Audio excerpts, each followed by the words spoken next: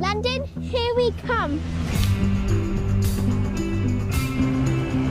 The scale of this movie is bigger than a lot of the films that I'm used to, and it's really incredible to look around at these like enormous sets, and the locations are just fantastic.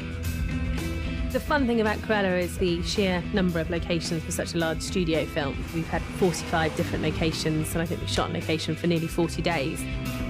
It's had a vast scope for us, the amount of sets, the scale of sets. So we've got 96 official dress sets.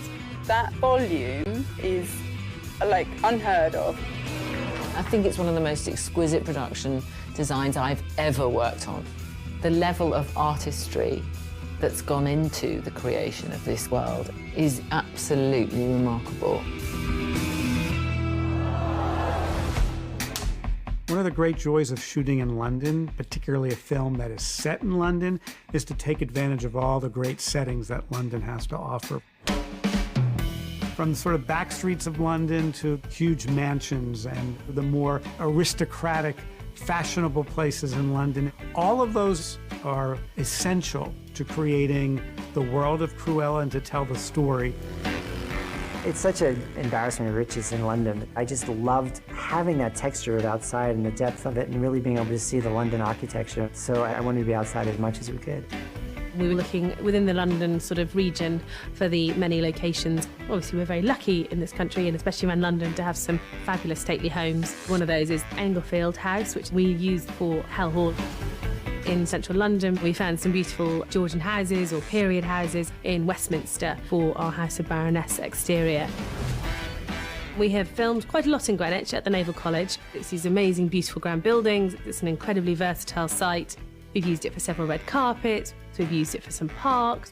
Quite quintessentially London, but again, a little bit different, for example, to where we did our vintage store, which was in Notting Hill, which is a little bit edgier, which is why we put that scene there, because she's finding the punk roots that we then later explore.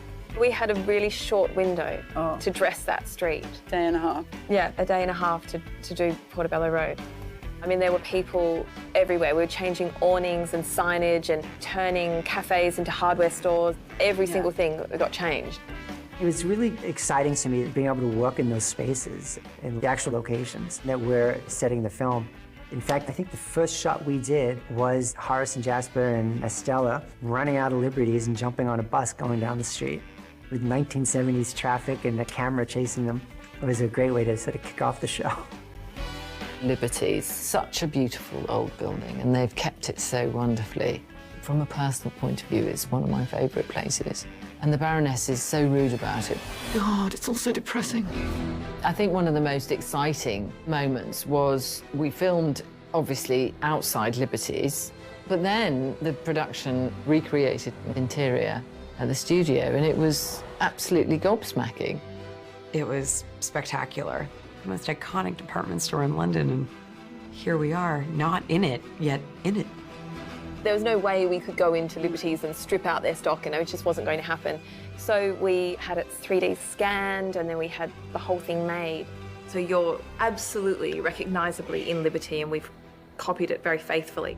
We made all the scarves, we made the bags, we made all the tables, the jewellery cases, all to fit exactly the space. This is our pack and wrap counter, all the working drawers, and they've got period staplers in, and then you've got all the Liberties bags, which our graphics department have made, Liberties boxes, little hooks with all the swing tags on.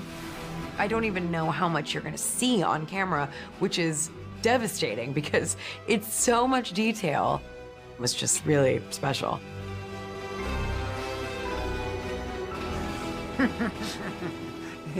I've actually spent quite a lot of time on the sets just because I wanted to look at all the props, literally every detail.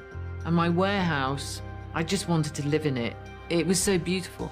I mean, on everything, the House of Baroness is written on my notepaper, on my cards. Things that the audience will never see are there for us as actors. In that set, we pretty much made everything. The couture tables where they cut, the designers' tables that were made, the cases that their pencils came in. Every single thing was bespoke to that warehouse. It's stunning. We have enormous sets on this production. these absolutely gorgeous settings. The lair is actually one of my favorite sets that she did. The walls and the layers of wallpaper and just the flow of the whole space. We're on! There's a lot of the film is set in that space, and I didn't want it to become tonally too repetitive. So we just had lots of detail and texture off in the corners. Yeah, just kind of keep it interesting, and then set it on fire. Yeah. The thing I would say actually across the film that I'm so thrilled with is just the level of craftsmanship, because in many ways the same craftsmanship that you see in the lair, whether it's how they've done peeling paint, is as important to me as the marble finishes in Hellman Hall. And yeah, we did have 5,000 pieces of individually hand-painted marble, so every single piece in there is unique. I think overwhelmingly it's a fantastic visual experience. The attention to detail on every level is a remarkable achievement in every department. I've never seen anything like it. When you walked into the Baroness's warehouse, or the lair, or the interior of Hellman Hall, it's mind-blowing. And it just transports you into this world of Cruella.